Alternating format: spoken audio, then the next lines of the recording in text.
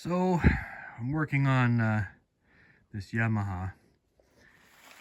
I'm trying to change the bearings. In order to change the bearing, I need to get this nut off. Now,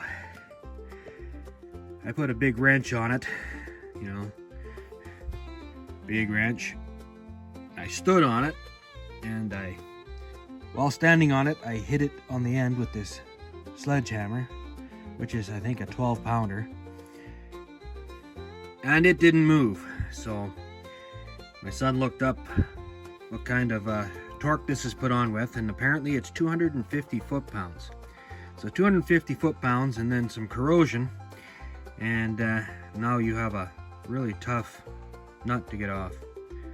So I've got an electric impact, 1/2-inch drive, and I bought a socket to fit this. We're gonna give it a shot, and hopefully I can get it off, because I have a feeling if I use my my big bar on that socket, I'm just gonna twist the end off it. Well, look at that, eh? And it didn't take very long. It managed to get that off of there, so hooray! I can move on to the next step. Now that I have this off, I'm going to take the caliper off. So there's a couple of 12 millimeter bolts, one up here and one on the bottom. So I'll get that out of the way, and then this should just pull right off. All right.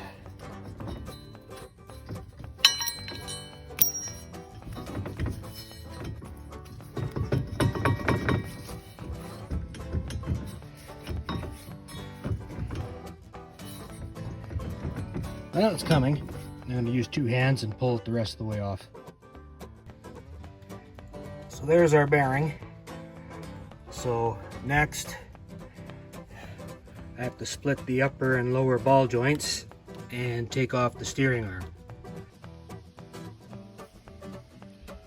Alright, well, I got the left side off, so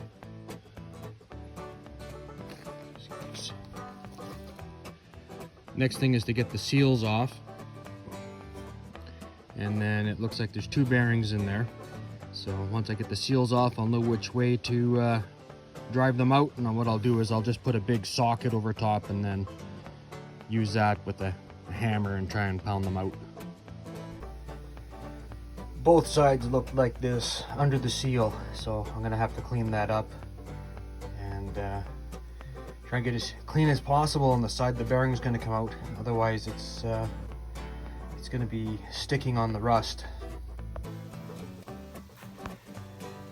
So this came out. After hammering it with the sledge, it gave me a little bit of gap between this collar and this bearing, and I was able to reach in with a chisel and catch the edge and pound it through. It took a long time because it was really stuck. But I got that side out, and that just leaves me with this side. So with this one, I found a socket that fits right in there, and I should be able to smack this out in probably about 4 or 5 hits with the hammer. Well, I cleaned this up. There was a lot of rust in there. Those bearings were pretty awful. I could hardly turn them. One I could turn with my fingers, and the other one I could turn maybe a quarter turn. So anyway, here's the new stuff. I'm going to put some grease on the walls there, and then I'm going to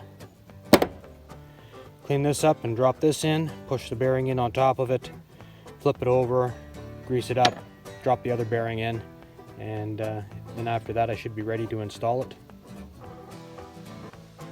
Well, it goes together a lot easier than it comes apart, at least so far. I got the one bearing in. So I'm going to drop that little collar in there. I'm going to grease that up and tap the next one in.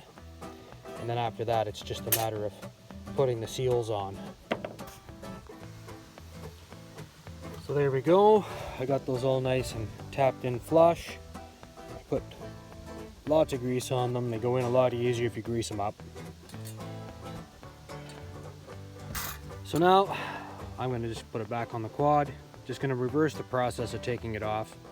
And if you manage to get it off at this point, you should be able to get it back together and drive safe.